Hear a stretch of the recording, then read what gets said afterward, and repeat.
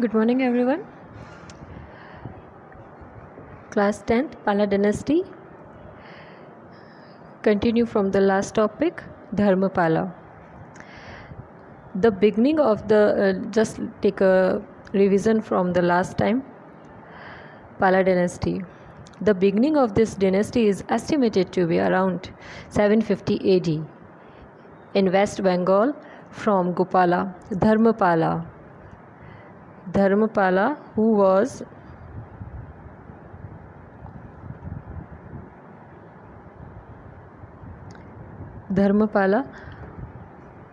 the second ruler of Pala dynasty, is considered to be the most powerful ruler of this dynasty.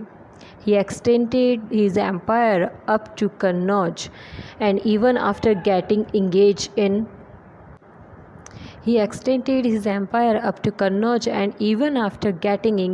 a tripartite struggle with the Pratiharas and Rashtrakutas, and he remained successful in protecting his kingdom. उसकी जो लड़ाई थी वो तीन तरफ से हो रही थी, एक तरफ वो खुद, एक तरफ राष्ट्रकूटास और एक तरफ गुर्जर एंड प्रतिहारास उस पर अटैक कर रहे थे क्योंकि वो उसको बढ़ने नहीं देना चाहते थे. The next is he revived Nalanda University. इससे पहले हम ये देख लेते हैं ही ऑर्गेनाइज्ड अ दरबार एट कन्नौज. उसने क्या किया था, दरबार अपना ऑर्गेनाइज़ किया था कन्नौज में, और यहाँ दरबार में उस दरबार को अटेंड, बहुत बड़े लेवल पे वो दरबार था जिसमें कई लोगों ने पार्टिसिपेट किया था. उस दरबार को अटेंड करने के लिए जो धर्मपाला के अंडर में आते थे, पंजाब और राजस्थान, यहाँ तक के लोग उसको कोर्ट को अटेंड करने आए थे, उस दरबार को अटेंड करने आए थे. He founded Vikramshila university and he revived Nalanda university. उसने नालंदा यूनिवर्सिटी जो थी वो रिवाइव्ड करने का काम किया था. ठीक है, उसको एकदम नए तरीके से स्टार्ट करने का काम किया था, और उसने फाउंड की थी Vikramshila university at Bhagalpur, Bihar. He also founded the Somapuri monastery near Paharpur, Bihar. Bihar में एक जगह का नाम है पहाड़पुर. वहाँ पे उसने क्या किया था, भागलपुर में विक्रमशिला यूनिवर्सिटी जो थी उसको बनाया था, उसकी फाउंडेशन उसने रखी थी.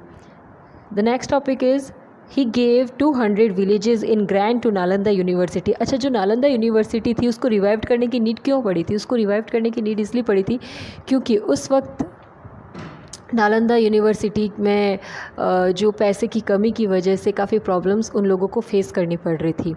तो उस प्रॉब्लम को सॉर्ट आउट करने के लिए, द लैक ऑफ मनी, उस कमी को पूरा करने के लिए क्या किया था उसने, 200 विलेजेस से जो रेवेन्यू आते थे, 200 विलेजेस जो उसके किंगडम के थे, उन सारे रेवेन्यूज़ को उसने क्या कर दिया था, डोनेट कर दिया था. किसको डोनेट कर दिया था उसने? नालंदा यूनिवर्सिटीज़ को. मतलब उसने 200 विलेजेस इनडायरेक्टली और डायरेक्टली उसने उनको डोनेट कर दिया था नालंदा यूनिवर्सिटी को. यानी कि नालंदा यूनिवर्सिटीज़ का जो भी एक्सपेंसेस होता था वो सारा ये 200 विलेजेस से जो रेवेन्यू कलेक्ट होकर आता था यहाँ से निकल जाता था. The next is Dharmapala. Dharmapala के बाद में आ जाता है Devapala. Devapala, he is also the son of Dharmapala. यहाँ पे मोनार्की सिस्टम ही चल रहा है जिसमें धर्मपाला जो थे वो किसके सन थे? गोपाला के.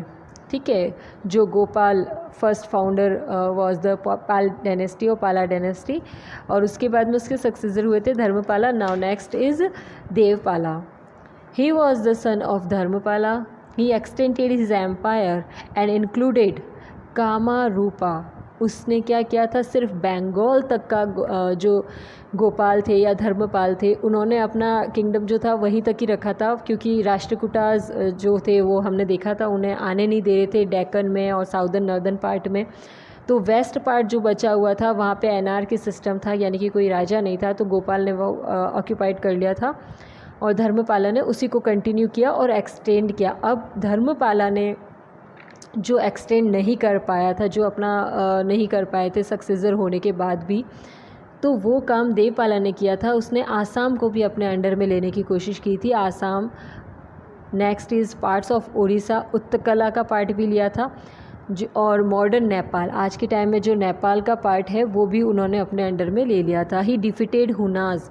हुनाज जिन्होंने डिफीट करने का काम किया था। इनके ही पहले जो डायनेस्टीज़ थी उनको, उन्हीं हुनास को इसने डिफीट करने का काम किया था, हराने का काम किया था देवपाला ने।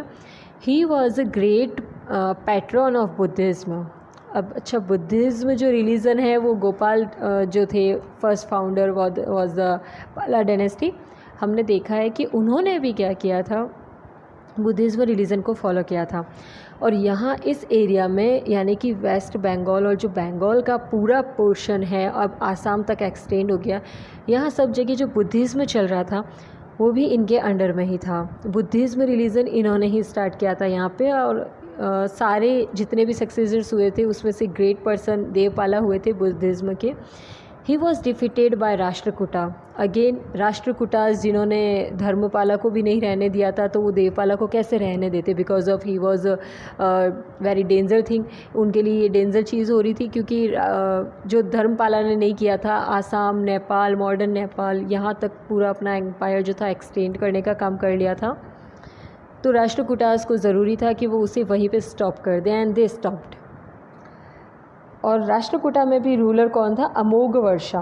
राष्ट्रकूटास में भी एक रूलर था अमोघ वर्षा, जिसने क्या किया था, इनको डिफीट करने का काम किया था देवपाला को। जस्ट लिसन केयरफुली, डिफीट किया था, पूरी तरह से डिस्ट्रॉय या फिनिश नहीं किया है। वो फिनिश करने का काम भी आएगा कि पाला डायनेस्टी पूरी तरह से फिनिश हो जाएगी, वो कोई और करेगा, ठीक है।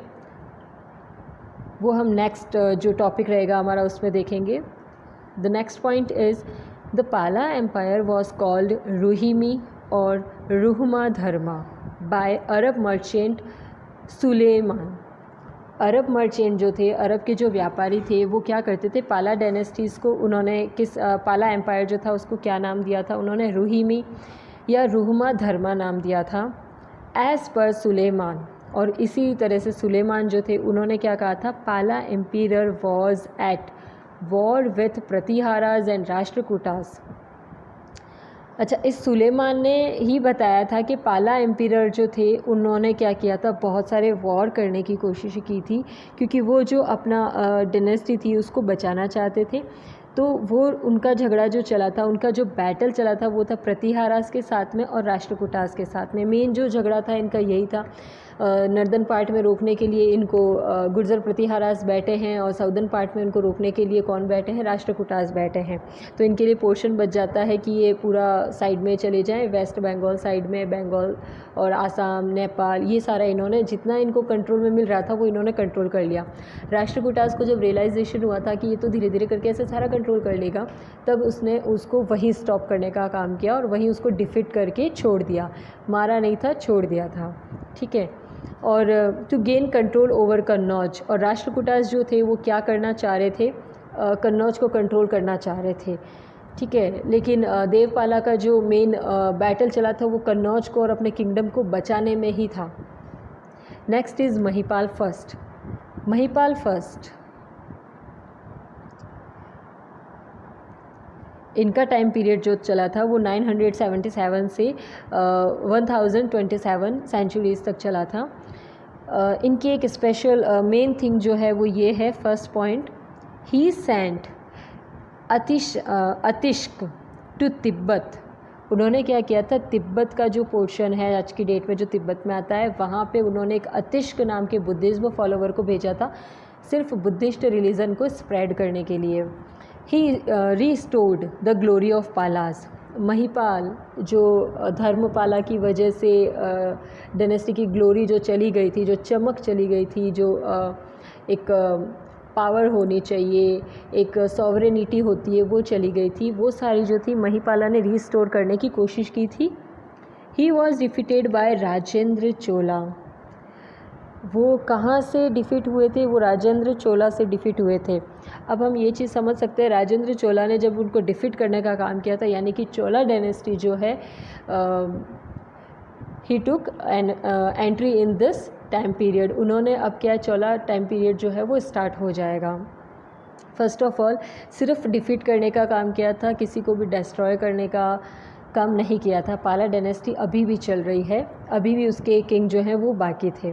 अच्छा, राजेंद्र चोला ने क्या किया था, इसने डिफीट कैसे किया था, पाला डायनेस्टी को पाला डायनेस्टी जो थी उसको डिफीट करना अलग चीज़ होता है और उसको डिस्ट्रॉय करना अलग होता है। डिस्ट्रॉय नहीं करके उसको डिफीट किया था। They snatched their occupied kingdom. He was defeated by Rajendra Chola. Rajendra Chola attacked on Bengal. उसने बंगाल पे अटैक करके राजेंद्र चोला ने बंगाल का जो पोर्शन था यानी कि जो पाला डायनेस्टी के अंडर में था वो उसने ऑक्यूपाइड कर लिया था। Next is Rampala. He was the last strong ruler of this Pala dynasty. Rampala या रामपाल जो था वो इस डायनेस्टी का लास्ट स्ट्रॉन्ग रूलर था। Not was the last ruler, strong जो रूलर था वो लास्ट यही था। After him the Sen dynasty replace the Pala dynasty. जो पाला डायनेस्टी उसको ख़त्म करने का काम कौन कर रहा है? देखो यहाँ पे 2 पॉइंट्स होते हैं। What is the 2 points? First point is Rajendra Chola ने क्या किया है, वो किंगडम जो था उसका फिनिश करने का काम किया है। और इस पाल डायनेस्टी को फिनिश करने का, ख़त्म करने का, डिस्ट्रॉय करने का जो काम था वो किसने किया था? वो किया था सेन डायनेस्टी ने। सेना डायनेस्टी और सेन डायनेस्टी, ठीक है। ये सेन में बहुत सारे नाम आएंगे, जैसे सबसे पहले विजय सेन है जिसने डिफीट करने का काम किया था और पाला डायनेस्टी को पूरी तरह से डिस्ट्रॉय करके जो था वो सेन डायनेस्टी, हिंदू सेन या हिंदू सेना डायनेस्टी जो थी वो एस्टैब्लिश कर दी थी। Now just take important points of this Pala dynasty. The Pala period is known as the golden period in the history of the Bengal.